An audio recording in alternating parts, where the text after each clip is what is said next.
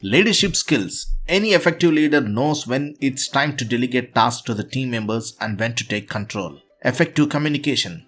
Be an expert at project communication between teams.